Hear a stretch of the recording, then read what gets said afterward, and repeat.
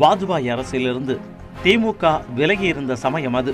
அடுத்து வரக்கூடிய 2004 மக்களவைத் தேர்தலில் என்ன மாதிரியான தேர்தல் வியூகத்தை வகுக்கப் போகிறார் திமுக தலைவர் கருணாநிதி என்ற எதிர்பார்ப்பு இந்திய அளவில் எழுந்திருந்தது. அந்த எதிர்பார்ப்பு தமிழகத்தில் சற்று கூடுதலாகவே இருந்தது. அந்த பின்னணியில்தான் காங்கிரஸ் கட்சியின் அகில இந்திய தலைவர் சோனியா காந்தி திமுக தலைவர் கருணாநிதிக்கு 2004ஆம் ஆண்டுக்கான புத்தாண்டு வாழ்த்து சொன்னார்.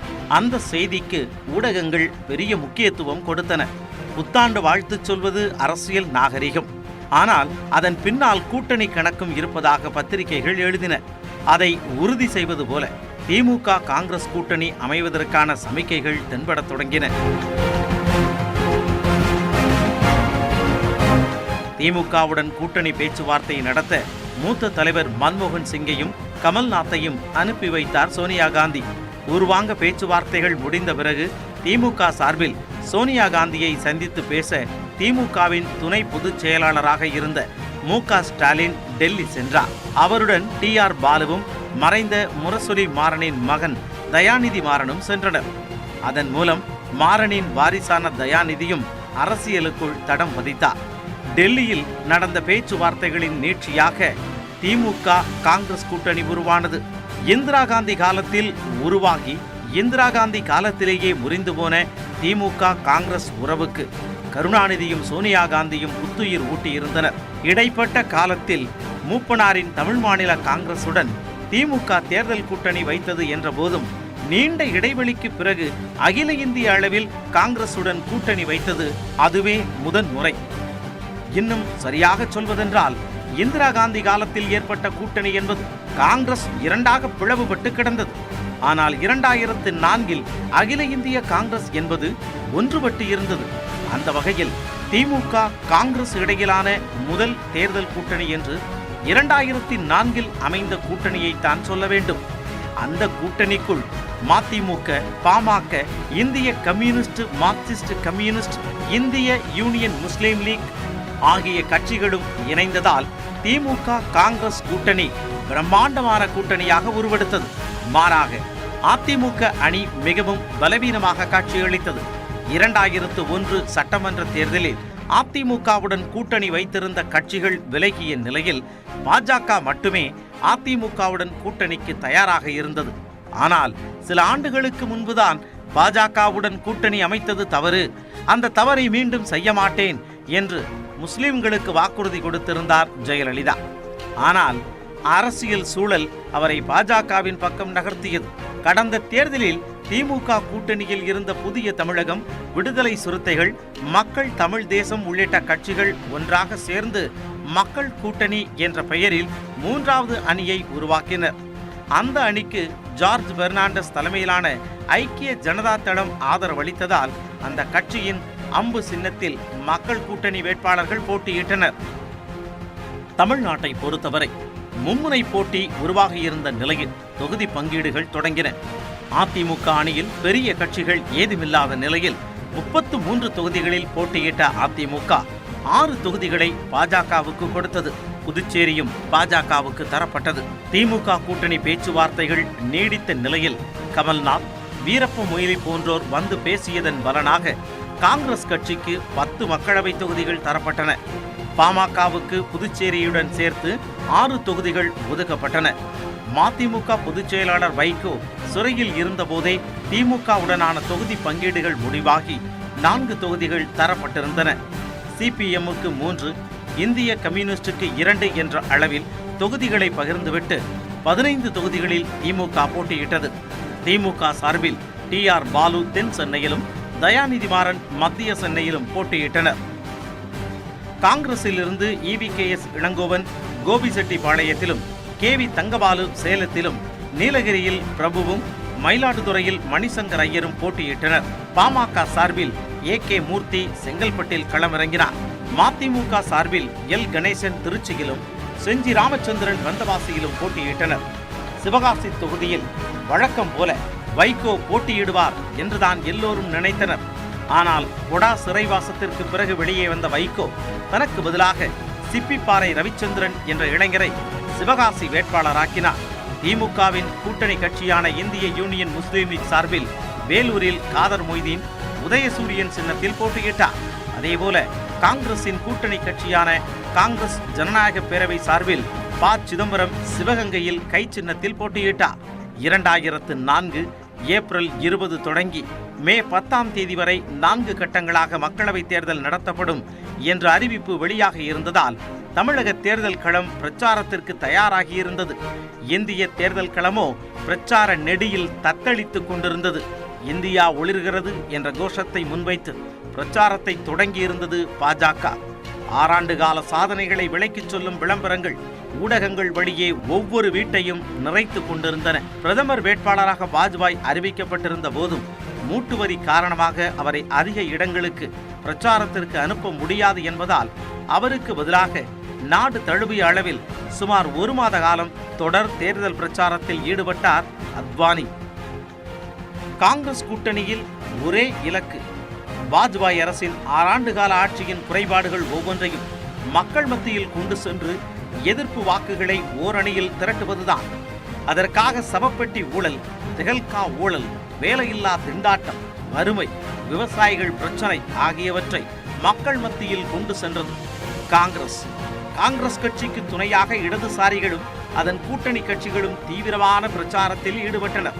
தமிழகத்தில் ஆளுங்கட்சியாக இருந்ததால் அதிக உற்சாகத்துடன் தேர்தலை எதிர்கொண்டது அதிமுக. நாளை நமதே 40 நமதே என்ற கோஷத்தை முன்வைத்தார் ஜெயலலிதா. பெரிய கட்சிகள் எதுவும் கூட்டணியில் இல்லாததால் பெரும்பாலான தொகுதிகளில் அதிமுகவினரே வேட்பாளர்களாக நின்றனர். அதனால் அதிமுகவினர் எந்தவித நெருடலும் இல்லாமல் தேர்தல் வேலைகளை செய்தனர். 5 ஆண்டுகளுக்கு முன்பு எந்த வாஜ்பாயின் ஆட்சியை கவிழ்த்தாரோ அதே வாஜ்பாயை மீண்டும் பிரதமராக்க வேண்டும் என்று பேசினார் ஜெயலலிதா. காவிரி, கச்சத்தீவு உள்ளிட்ட பல்வேறு பிரச்சனைகளை தீர்ப்பதற்கு 5 ஆண்டு கால ஆட்சி காலத்தில் எவ்வித நடவடிக்கையையும் எடுக்காத திமுகவுக்கு தக்க பாடம் புகட்ட வேண்டும் என்று பிரச்சாரம் செய்தார் ஜெயலலிதா. திமுக கூட்டணி முழுக்க கூட்டணி பலத்தை நம்பியே தேர்தலை சந்தித்தது. 5 ஆண்டு காலத்தில் மத்திய அரசில் இருந்தபோது திமுகவின் முயற்சியால் கொண்டு வரப்பட்ட திட்டங்கள் எல்லாம் தொடர வேண்டும் என்றால் காங்கிரஸ் தலைமையிலான ஐக்கிய முற்போக்கு கூட்டணி மத்தியில் ஆட்சிக்கு வர வேண்டும் என்று கோரியது. திமுகவின் செயல்பாடுகளை அதிமுக விமர்சித்ததால் மாநில அதிமுக அரசின் செயல்பாடுகளை திமுகவும் விமர்சித்தது. எல்லாம் சுமூகமாக சென்று கொண்டிருந்த சமயம் திடீரென யார் பிரதமர் என்ற கேள்வி தேர்தல் களத்தை சூடாக்கியது. யார் பிரதமர் என்பதோடு அந்த கேள்வி முடித்திருந்தால் பிரச்சனை இல்லை. வாஜ்பாய் அல்லது சோனியா என்று பதில் சொல்லியிருக்கலாம். ஆனால் இந்தியாவின் பிரதமர் இந்தியராக இருக்க வேண்டுமா அல்லது இத்தாலியராக இருக்க வேண்டுமா என்ற கேள்வியை ஆளும் தேசிய ஜனநாயக கூட்டணி முன்வைத்தது. பிரதமர் பதவிக்கு பிறப்பை ஒரு தகுதியாக முன்வைத்தது. சாதனைகளும் வாக்குறுதிகளும் கொள்கைகளும் முழங்கிக் கொண்டிருந்த தேர்தல் மேடைகள் எல்லாம் தனி மனிதர்களை நோக்கி திரும்ப தொடங்கின. காங்கிரஸ் கட்சி தலைவர் சோனியாவே பிரதமர் வேட்பாளர் என்று அதிகாரப்பூர்வமாக சொல்லப்படாவிட்டாலும் கூட அவரையே காங்கிரஸ் முதல் கூட்டணி கட்சிகள் வரை மறைமுகமாக முன்னிறுத்தின. கடந்த கால சோனியா எதிர்ப்பாளர்கள் கூட இப்பொழுது அவர் பக்கம் வந்திருந்தனர். அவரையே பிரதமராக ஏற்றுக்கொள்ளவும் தயாராகி இருந்தனர். அதுதான் பாஜகவை யோசிக்க வைத்தது. ஒருவேளை காங்கிரஸ் கூட்டணி வெற்றி பெற்றுவிட்டால் சோனியாவை பிரதமர் என்பது பாஜகவை கொந்தளிக்க செய்தது. 120 கோடி இந்தியர்களை ஆளப் போகிறவர் அயல் நாட்டுக்காரரா? இத்தாலி நாட்டு குடிமகள்தான் இந்தியாவுக்கு பிரதமரா? வாஜ்பாய் போன்ற பரிசுத்தமான இந்தியரை தேர்ந்தெடுக்க வேண்டுமா அல்லது சோனியா போன்ற வெளிநாட்டுக்காரரை தேர்ந்தெடுக்க வேண்டுமா? இந்தியாவுக்கு அவமானம் இல்லையா என்ற கேள்விகளை எழுப்பி பிரச்சாரத்தை தீவிரப்படுத்தியது பாஜக. இந்தியா ஒளிர்கிறது என்ற பாஜகவின் கோஷத்திற்கு மாற்றாக உலக அளவில் சிந்தியுங்கள், உள்ளூர் அளவில் செயல்படுங்கள் என்ற கோஷத்தை உருவாக்கி இருந்தது காங்கிரஸ். இந்தியா உண்மையிலேயே ஒளிர்கிறதா? உங்கள் நிலையை பார்த்து நீங்களே சொல்லுங்கள் என்று வாக்காளர்களிடம் கேட்டார் சோனியா. காங்கிரசின் கை ஏழைகளோடு இருக்கிறது என்றார். சவப்பெட்டி ஊழல் உள்ளிட்ட ஒவ்வொரு பிரச்சனைகளையும் மேடைகளில் எதிரொலித்தார் சோனியா. தமிழ்நாட்டு தேர்தல் களத்திலும் சோனியாவின் வெளிநாட்டு பிறப்பு விவாத பொருளாக மாறியது. இந்தியாவின் உயர் பதவிக்கு அந்நியர் ஒருவர் வருவதை எந்த காலத்திலும் ஏற்க முடியாது என்றார் ஜெயலலிதா. 1999 கூட சோனியாவை பிரதமராக்க முயன்றவர் ஜெயலலிதா என்றாலும் இன்றைய அரசியல் சூழல் அடியோடு மாறியிருந்தது. ஆகவே ஜெயலலிதாவும் மாறியிருந்தார். ஆனால் சோனியாவின் வெளிநாட்டு பிரச்சனை தேர்தல் பிரச்சனையாக ஆக்கப்படுவதை அடியோடு நிராகரித்தது திமுக. சோனியாவின் குடியுரிமை பற்றி உச்சநீதிமன்றமே தீர்ப்பளித்துவிட்ட நிலையில் இதனை தேர்தல் பிரச்சனையாக ஆக்குவதை ஏற்க முடியாது என்று சொல்லிவிட்டார் திமுக தலைவர் கருணாநிதி. இன்னும் சொல்லப்போனால் காங்கிரஸ் தலைமையிலான கூட்டணி வெற்றி பெற்றால் சோனியாவை பிரதமர் என்று பிரச்சார கூட்டம் ஒன்றிலும் சொன்னார் கருணாநிதி. பலத்த எதிர்பார்ப்புகளுக்கு மத்தியில் 2004 ஏப்ரல் 20 தொடங்கி 2004 மே 10 வரை 4 கட்டங்களாக மக்களவைத் தேர்தல்கள் நடந்து முடிந்தன. தேர்தலுக்கு முந்தைய கருத்து கணிப்புகள் எல்லாம் பாஜக தலைமையிலான தேசிய ஜனநாயக கூட்டணியே வெற்றி பெறும் என்று கூறின. தேர்தலுக்கு பிந்தைய கருத்து கணிப்புகளில் பெரும்பாலானவை பாஜக அணியே ஆட்சியை தக்க வைக்கும் என்று உறுதியாக கூறின. ஓரிரு கணிப்புகள் மட்டுமே காங்கிரஸ் அணிக்கு சாதகமாக வந்திருந்தன. 2004 மே 13 அன்று வாக்குகள் எண்ணப்பட்டு தேர்தல் முடிவுகள் வெளிவரத் தொடங்கிய போது கருத்து கணிப்புகள் அனைத்தும் அடியோடு அடித்து நொறுக்கப்பட்டன. ஆளும் தேசிய ஜனநாயக கூட்டணி பல மாநிலங்களில் தோல்வி முகத்தில் இருந்தது. மாறாக பலவீனங்களுக்கு மத்தியில் தேர்தலை சந்தித்த காங்கிரஸ் தலைமையிலான கூட்டணி வெற்றி கணக்கை அடக்கமாக தொடங்கியிருந்தது. தேர்தல் முடிவுகள் முழுமையாக வெளிவந்த போது காங்கிரஸ் தலைமையிலான ஐக்கிய முற்போக்கு கூட்டணி 215 தொகுதிகளை கைப்பற்றியிருந்தது. அந்த அணியில் இடம்பெற்ற சோனியா காந்தியின் காங்கிரஸ் 145, லாலு பிரசாத் யாதவின் ராஷ்டிரிய ஜனதா தளம் 24, கருணாநிதியின் திமுக 16, சரத்பவாரின் தேசியவாத காங்கிரஸ் 9, சிபுசோரனின் ஜார்க்கண்ட் முக்தி மோர்ச்சா 5 என்ற அளவில் வெற்றி பெற்றிருந்தன. கூட்டணியில் இருந்த வேறு கட்சிகளும் ஒற்றை இலக்கத்தில் வென்றிருந்தன. தேசிய ஜனநாயக கூட்டணிக்கு 187 தொகுதிகள் கிடைத்திருந்தன. அந்த அணியில் இடம்பெற்றிருந்த பாஜகவுக்கு 138, நவீன் பட்நாயக்கின் பிஜு ஜனதா தளம் 11, சரத் யாதவ் நிதிஷ்குமாரின் ஐக்கிய ஜனதா தளம் 8, ஷிரோன்மணி அகாலிதளம் 8, மம்தா பானர்ஜியின் திரிணாமுல் காங்கிரஸ் 2 என்ற அளவில் தொகுதிகளை கைப்பற்றியிருந்தன. வாஜ்பாய், அத்வானி உள்ளிட்ட மூத்த மற்றும் முன்னணி தலைவர்கள் பலரும் வெற்றி பெற்றிருந்தனர். தமிழகத்தில் திமுக தலைமையிலான ஜனநாயக முற்போக்கு கூட்டணி 100% வெற்றியை பெற்றிருந்தது. நாளை நமதே 40 நமதே என்ற அதிமுக முழங்கிய நிலையில் தமிழகம் புதுச்சேரி சேர்த்து 40 தொகுதிகளையும் திமுக கூட்டணி கைப்பற்றியிருந்தது. அதிமுக வேட்பாளர்கள் அத்தனை பேரும் தோல்வியடைந்த போதும் சிலர் சொற்ப வாக்குகள் வித்தியாசத்திலேயே வெற்றி வாய்ப்பை இழந்திருந்தனர். ஆக தமிழகம் புதுச்சேரியில் 100% வெற்றியை பெற்று அடுத்த அமையப்போகும் அரசை தீர்மானிக்கும் சக்தியாக தமிழகம் உருவெடுத்திருந்தது. தேசிய அளவில் பாஜக, காங்கிரஸ் பெற்ற தொகுதிகளை மட்டும் ஒப்பீடு செய்து பார்த்தால் பாஜகவை விட காங்கிரஸ் வெறும் 7 தொகுதிகளையே அதிகம் பெற்றிருந்தது. ஆனால் காங்கிரசின் கூட்டணி கட்சிகள் அதிக அளவிலான தொகுதிகளை கைப்பற்றியிருந்தன. ஆனால் எந்த ஒரு கட்சிக்கும் அல்லது கூட்டணிக்கும் அறுதி பெரும்பான்மை கிடைக்கவில்லை. தொங்கு நாடாளுமன்றமே அமைந்திருந்தது. அதிக இடங்களை பிடித்த ஐக்கிய முற்போக்கு கூட்டணி ஆட்சி அமைக்க 60 இடங்கள் அதிகமாக தேவை என்ற நிலை அப்பொழுது காங்கிரஸ் பாஜக கூட்டணிகளை தவிர்த்து வேறு சில கட்சிகளும் கணிசமான எண்ணிக்கையில் வெற்றி பெற்றிருந்தன. குறிப்பாக இடதுசாரிகள் வசம் சுமார் 60 தொகுதிகள் இருந்தன. முலாயம் சிங் யாதவின் சமாஜ்வாதி கட்சி 36 தொகுதிகளிலும், மாயாவதியின் பகுஜன் சமாஜ் கட்சி 19 தொகுதிகளிலும், ராஷ்டிரிய லோக் தளம் 3 தொகுதிகளிலும் வெற்றி பெற்றிருந்தன. அதன் மூலம் ஐக்கிய முற்போக்கு கூட்டணி அரசு அமைவதற்கான வாய்ப்புகள் அதிகரித்தன. அதனைத் தொடர்ந்து காங்கிரஸ் இடதுசாரிகளிடையே பேச்சுவார்த்தைகள் தொடங்கின. ஐக்கிய முற்போக்கு கூட்டணி அரசுக்காக குறைந்தபட்ச செயல் திட்டம் ஒன்றை உருவாக்கி அதன் அடிப்படையில் அமையும் அரசுக்கு இடதுசாரிகள் வெளியிலிருந்து ஆதரவு தருவது என்றும் அந்த அரசில் கூட்டணியில் இருக்கும் மற்ற கட்சிகள் இடம்பெறுவது என்றும் முடிவானது. ஆனால் இடதுசாரிகளோடு சேர்ந்து மதிமுகவும் ஆட்சியில் பங்கேற்பதை தவிர்த்து வெளியிலிருந்து ஆதரவளிக்க சம்மதித்தது. ஐக்கிய முற்போக்கு கூட்டணியும் இடதுசாரிகளும் இணைந்ததன் மூலம் ஆட்சி அமைக்க தேவையான அறுதி பெரும்பான்மை கிடைத்தது. அதனைத் தொடர்ந்து காங்கிரஸ் தலைவர் சோனியா காந்தி பிரதமர் பதவியை ஏற்பதற்கான எல்லா வாய்ப்புகளும் உருவாகின. ஆனால் எதிர்பாராத இடத்தில் இருந்து அதற்கு எதிர்ப்பு கிளம்பியது. எதிர்ப்பு கிளப்பியவர்கள் கூட்டணி கட்சிகளோ அல்லது கூட்டணியை வெளியிலிருந்து ஆதரிப்பவர்களோ அல்ல, பிரதான எதிர்க்கட்சியான பாஜக. தேர்தல் பிரச்சாரத்தின் போதே சோனியாவின் வெளிநாட்டு பிறப்பைத்தான் பிரதானமாக முன்வைத்தது பாஜக. அதன் பிறகுதான் காங்கிரசுக்கு அதிக இடங்கள் கிடைத்திருந்தன. அதன் பிறகும் சோனியா காந்திக்கு எதிரான போராட்டங்களை தீவிரப்படுத்தியது பாஜக. ஆனால் அதை பற்றி அலட்டிக் கொள்ளாமல் ஆட்சி அமைக்கும் வேலைகளை துரிதப்படுத்தியது ஐக்கிய முற்போக்கு கூட்டணி. அந்த கூட்டணி சார்பில் பிரதமர் பதவிக்கு சோனியா காந்தியின் பெயரை திமுக தலைவர் கருணாநிதி முன்மொழிய ராஷ்டிரிய ஜனதா தளத்தின் தலைவர் லாலு பிரசாத் யாதவ் வழிமொழிந்தார். அதற்கு இடதுசாரிகளும் ஆதரவளித்தனர். அதனைத் தொடர்ந்து ஆட்சி அமைப்பது குறித்து பேச்சுவார்த்தை நடத்த காங்கிரஸ் தலைவர் சோனியா காந்திக்கு அழைப்பு விடுத்தார் குடியரசுத் தலைவர் அப்துல் கலாம். அதை ஏற்று குடியரசுத் தலைவரை சந்தித்து பேசினார் சோனியா காந்தி. அப்பொழுது ஆட்சி அமைக்க அழைப்பு விடுக்கும் கடிதத்தை தயார் நிலையில் வைத்திருந்தார் குடியரசுத் தலைவர் அப்துல் கலாம்.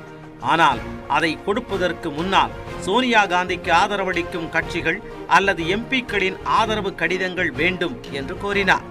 ஆனால் அத்தகைய கடிதங்கள் எதுவும் அப்போது சோனியா காந்தியின் வசம் இல்லை. அதற்குள் சமாஜ்வாதி கட்சி, ராஷ்டிரிய லோக் தளம் கட்சிகளிடமிருந்து சோனியா ஆட்சி அமைக்க ஆதரவு தெரிவிக்கும் கடிதங்கள் அப்துல் கலாம் வசம் வந்திருந்தன. பிறகு கூட்டணி கட்சிகளின் ஆதரவு கடிதங்களை பெற்று வருவதாக சொல்லிவிட்டு வெளியே வந்த சோனியா காந்தி ஆட்சி அமைப்பதற்கு கொஞ்சம் கால அவகாசம் தேவைப்படுகிறது என்று செய்தியாளர்களிடம் சொல்லிவிட்டு புறப்பட்டார். உண்மையில் சோனியா காந்திக்கு எதிராக பாஜகவினர் கடுமையான விமர்சனங்களையும் போராட்டங்களையும் செய்து கொண்டிருந்தனர். சோனியா காந்தி பிரதமரானால் தான் மொட்டையடித்துக் கொள்வேன் என்றார் பாஜகவின் மூத்த தலைவர்களுள் ஒருவரான சுஷ்மா ஸ்வராஜ். அதுவே கடும் சர்ச்சைக்கு உள்ளானது. காங்கிரஸ் மற்றும் அதன் கூட்டணி கட்சி தலைவர்கள் பலரும் சுஷ்மா ஸ்வராஜின் பேச்சுக்கு கண்டனம் தெரிவித்தனர். சுஷ்மா ஸ்வராஜை தொடர்ந்து இன்னொருவர் போராட்ட களத்தில் இறங்கினார். அவர் முன்னாள் அமைச்சர் உமா பாரதி. நேரே குடியரசுத் தலைவர் அப்துல் கலாமை சந்தித்த உமா பாரதி வெளிநாட்டு குடியுரிமை பெற்ற சோனியாவை பிரதமராக்க கூடாது என்ற தன்னுடைய கருத்தை வெளிப்படுத்தினார். அடுத்து ஜனதா கட்சி தலைவர் டாக்டர் சுப்பிரமணியன் சுவாமியின் முறை. குடியுரிமை பிரச்சனை அடிப்படையில் சோனியா காந்தியை பிரதமர் பதவிக்கு நியமிக்க கூடாது என்பது அவருடைய வாதம். அதனை குடியரசுத் தலைவருக்கும் கடிதம் வழியாக தெரிவித்த சுப்பிரமணிய சுவாமி அந்த கடிதத்தின் நகல்களை பத்திரிகைகளுக்கும் அனுப்பி வைத்தார். விவகாரம் அத்தோடு முடியவில்லை. சோனியா காந்தி பிரதமரானால் மொட்டையடித்துக் கொள்வேன் என்று சொன்ன சுஷ்மா ஸ்வராஜ் குடியரசுத் தலைவர் அப்துல் கலாமை சந்தித்து பேசினார். இப்படி சோனியா காந்திக்கு எதிராக பாஜக தலைவர்கள் பலரும் தீவிரமான போராட்டத்தை முன்னெடுத்துக் கொண்டிருந்த சமயத்தில் சோனியா காந்தியும் மனப்போராட்டத்தில் சிக்கியிருந்தார்.